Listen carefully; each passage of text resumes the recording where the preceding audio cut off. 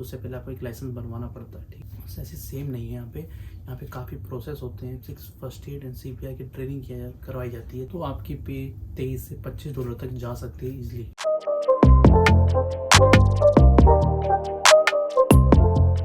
Welcome back to the channel. आज की video में हम बात करेंगे सिक्योरिटी जॉब्स के बारे में, सिक्योरिटी जॉब्स इन कनाडा। चलिए गाइस फिर शुरू करते हैं इस वीडियो को। गाइस मैं पहले आपको सीन बता देता हूँ सिक्योरिटी का सीन क्या होता है यहाँ पे कनाडा में, क्योंकि मैं जब इंडिया में था और मैंने इतना सीन नहीं देखा था सिक्योरिटी का कि भाई सिक्योरिटी गार्ड्स कहाँ यूज़ होते हैं, कहाँ उनको अपॉइंट किया जाता है और क्या क्या उनकी जॉब एक्टिविटी होती है और उनको क्या लाइसेंस लेना पड़ता था या नहीं लेना पड़ता था। इसके बारे में मुझे कोई आइडिया नहीं था जब मैं इंडिया में था। जब इंडिया से मैं कनाडा आया, पहले थोड़ा बहुत रिसर्च कर लिया था कि भाई सिक्योरिटी लाइसेंस वगैरह बनाने का प्रोसेस क्या है, वो मैंने सर्च कर लिया था पहले ही। ठीक है, और तो जैसे मैं कनाडा आया तो मैंने आते ही सिक्योरिटी का लाइसेंस बनवा लिया था। ठीक है, तो हमें यहाँ पे हमें ना सिक्योरिटी का एक लाइसेंस लेना पड़ता है। अगर आपको सिक्योरिटी में जॉब करनी है तो उससे पहले आपको एक लाइसेंस बनवाना पड़ता है। ठीक है, और यहाँ पे सिक्योरिटी का जॉब जैसे जहाँ तक मुझे पता है कि सेम नहीं है जैसे इंडिया में होती है, ऐसे सेम नहीं है। यहाँ पे काफ़ी प्रोसेस होते हैं, काफ़ी उसकी मतलब कि ट्रेनिंग होती है। आपको एक CPR की ट्रेनिंग कराई जाती है, आपको मतलब कि फर्स्ट एड एंड CPR की ट्रेनिंग करवाई जाती है ताकि आप अच्छे से एक इमरजेंसी सिचुएशन में एक परफॉर्म कर सको उस एक्टिविटी को। और उसका एक सर्टिफिकेट भी मिलता है आपको कि भाई आप एक एलिजिबल हो CPR देने के लिए, इमरजेंसी रिस्पॉन्स करते टाइम एक फर्स्ट एड देने के लिए आप एक सर्टिफिकेशन मिलता है आपको। और उसके थ्रू ही आप एक सिक्योरिटी का एग्ज़ाम देते हो और एग्ज़ाम की फ़ीस होती है वहाँ पे। ऑब्वियसली यहाँ पे हर चीज़ की लाइसेंस की फ़ीस ली जाती है। तो आपको CPR और फर्स्ट एड का एक एग्ज़ाम देना पड़ता है, मतलब आपको एक प्रैक्टिकल करके दिखाना पड़ता है और उसका फिर वो सर्टिफिकेट देते हैं। उसके बाद ही आप एक एलिजिबल होते हो एक सिक्योरिटी का एग्ज़ाम देने के लिए। सिक्योरिटी का एग्ज़ाम देने के बाद आपके पास एक सिक्योरिटी लाइसेंस आ जाता है जिसमें आपका एक ID हो जाती है जैसे एक तरह की। पर वो ID ऐसा आप गवर्नमेंट की चीज़ों में यूज़ नहीं कर सकते, सिर्फ वो एक सिक्योरिटी का लाइसेंस होता है। ठीक है, और वो मेरे ख्याल से 2 साल तक वैलिड होता है। तो यहाँ पे सीन थोड़ा सिक्योरिटी का अलग है जहाँ तक मैंने देखा है। जैसे मैं इंडिया में मैंने नहीं देखा था इतना सीन, जितना इम्पोर्टेंस यहाँ पे दी जाती है सिक्योरिटी को। जो भी कोई बिजनेस होगा यहाँ पे, कोई ना कोई बिजनेस, बड़ा बिजनेस होगा ना, तो वो सिक्योरिटी की कंपनी को ज़रूर कॉन्टैक्ट में रहता है। उसकी हर चीज़ की सिक्योरिटी कंपनी ही हैंडल करती है, चाहे वो सर्विलेंस हो गई या आपकी रात की पेट्रोलिंग हो गई या जो भी है, कुछ भी लगा लो, वो सारे सिक्योरिटी टीम हैंडल करती है उनकी। थोड़ा डिफरेंस था, मुझे लगा था इंडिया में जैसे होता था सिक्योरिटी की जब काम, यहाँ पे वैसा ही थोड़ा बहुत होगा, अलग थोड़ा बहुत चेंज होगा, बट ऐसा नहीं था। यहाँ पे आप बड़े से बड़े कंपनी देखोगे, छोटी से छोटी कंपनी देखोगे, सबके सब सिक्योरिटी कंपनी को हायर करते हैं, कॉन्ट्रैक्ट देते हैं और वो कंपनी हमें हायर करती है। सिक्योरिटी जिसके पास वैलिड सिक्योरिटी लाइसेंस होता है उनको हायर करती है ये सारी जॉब्स को करने के लिए। ठीक है, तो मैं आपको बताता हूँ कि भाई सिक्योरिटी में पे कितनी होती है। तो जब अगर आपके पास फ्रेश लाइसेंस है सिक्योरिटी का, तो आपको पे ऑब्वियसली आपको इस पे ही देंगे। जो राइट नाउ चल रही है 1550 चल रही है, आई थिंक ओंटारियो की 1550 है बेसिक पे, तो वो आपको उसी से स्टार्ट कराएंगे। और अगर आपके पास अच्छा एक्सपीरियंस हो गया, 2 साल का 1 साल का एक्सपीरियंस हो गया सिक्योरिटी फील्ड में और आपके पास सुपरवाइज़र के आसपास की पोजीशन मिल गई,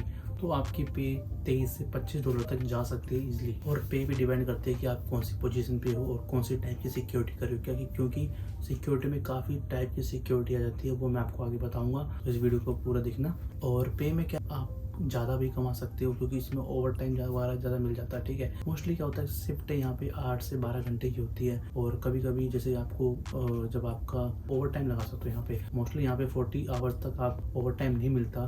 उसके बाद अगर 40 आवर्स को आप क्रॉस करते हो तो उसके बाद आपको ओवर टाइम की पे मिलती है जिसमें आपको 1.5 गुना पे मिलती है। ठीक है, तो जहाँ पे आपकी पे 18 से $20 होगी तो वो आपको वही 27 से 30 के आसपास पड़ जाएगी। ठीक है, मैं आपको यहाँ पे मैं आपको बताता हूँ कि यहाँ पे कितने टाइप की जॉब होती है सिक्योरिटी में।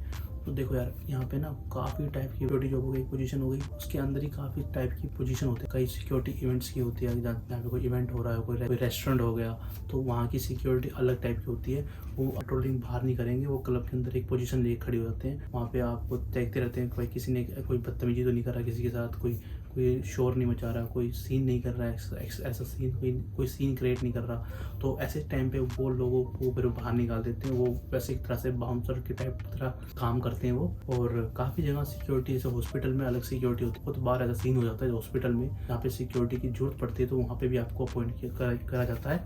कई बार क्या होता है, जैसे कई बिजनेस होते हैं जो 24/7 काम करते हैं, ठीक है, बट उनका ऑफिस कहीं और होता है और उनका यार्ड कहीं हो गया या वेयर हाउस कहीं और होता है, तो उस टाइम पे कंपनी सिक्योरिटी कंपनी को हायर करती है ताकि वो उसके आसपास जो वेयर हाउस है या उसका यार्ड है उसको देखे, उनकी टेक केयर करे और उनको कोई ट्रेस पासिंग ना कर सके, इस चीज़ के लिए वो उनको हायर करती है। तो उसमें हमें अपॉइंट करते हैं लोगों को कि आप कैसे आप वहाँ पे जाते हैं, फिर 24/7 का पेट्रोलिंग है तो आप 24/7 पेट्रोलिंग करते हैं। अगर आपकी नाइट की पेट्रोलिंग है तो सिर्फ नाइट की पेट्रोलिंग करते हैं, ठीक है। काफ़ी बैंक्स होते हैं जो दिन में होते हैं, बैंक्स के अंदर ड्यूटी होती है हमारी, क्योंकि अगर कोई कोई बदतमीजी नहीं कर रहा हो बैंक के अंदर, कोई ऐसा कुछ सीन बनता है, एटीएम की भी पेट्रोलिंग होती है यहाँ पे रात को, तो दिन में रात में आप पेट्रोलिंग करते हो एटीएम की। और यहाँ पे काफ़ी सारे कमर्शियल शिप आते हैं, उनका खुद का जो पोर्ट होता है उसकी भी पेट्रोलिंग होती है यहाँ पे, तो वहाँ पे भी सिक्योरिटी गार्ड्स को यूज़ किया जाता है। और कोविड के टाइम, जैसे आपको पता ही है कोविड के टाइम पे कितनी ज़्यादा लॉकडाउन हो गया था, तो हर जगह आपको लिमिट के हिसाब से बंदे को एंटर कर रहे थे, तो उस टाइम पे सिक्योरिटी की जॉब्स बहुत ज़्यादा हो चुकी थी। सारे के सुपर स्टोर, छोटे से लेकर बड़ा स्टोर, सुपर स्टोर जो भी हो, वो सिक्योरिटी की डिमांड कर रहे थे, तो उस टाइम सिक्योरिटी की डिमांड ज़्यादा थी। बट अब थोड़ी नॉर्मल, वापस से नॉर्मल हो चुकी है। बट ऐसा नहीं है कि यहाँ पे इस सिक्योरिटी में जॉब्स नहीं होती। सिक्योरिटी में सबसे ज़्यादा अपॉर्चुनिटीज मिलती है पार्ट टाइम के लिए, फुल टाइम के लिए। और मैं अपना एक्सपीरियंस बताऊँ तो देखो गाइस, मैं 2019 में आया था, सितंबर इनटेक में आया था, तो मैंने आते ही सिक्योरिटी लाइसेंस बनवा लिया था अपना। और मुझे आते ही सितंबर में आया था, अगस्त में, और मैंने सितंबर तक अपना लाइसेंस बनवा लिया था। उसके बाद मुझे मेरी क्लासेस स्टार्ट थी 10 सितंबर के आसपास से, और उससे पहले ही मुझे जॉब मिल चुकी थी ऑलरेडी सिक्योरिटी की। बट मैंने स्टार्ट अराउंड अक्टूबर में स्टार्ट किया था काम। और स्टार्टिंग मेरी क्लब सिक्योरिटी से हुई थी, कि मैं एज अ बाउंसर टाइप, हम सिक्योरिटी जाते थे, किसी क्लब के अंदर जाते थे, वहाँ पे हम एज अ पॉइंट किए थे बाउंसर टाइप में। और वहाँ पे मैंने कुछ 7-8 महीने, 6-7 महीने मैंने वहाँ पे सिक्योरिटी करी थी। उसके बाद मैंने स्विच कर लिया था पोर्ट सिक्योरिटी में, जहाँ पे बड़े बड़े शिप आते हैं, कमर्शियल शिप आते हैं, वहाँ पे हमने पेट्रोलिंग करी थी। ओवरनाइट 24/7 साइट थी वो, तो हमें वहाँ पे पेट्रोलिंग करनी पड़ती थी। वहाँ से शिप आता था, वर्कर्स होते थे, उस वजह से हमें वहाँ पे सिक्योरिटी की रिक्वायरमेंट थी। और उसके अलावा मैंने बैंक की सिक्योरिटी करी हुई है, बैंक में की हुई है, डे टाइम बैंक में, और रात को मैंने एटीएम की पेट्रोलिंग वगैरह कर रखी है। और लॉन्ग टर्म केयर में भी सिक्योरिटी जॉब कर रखी है।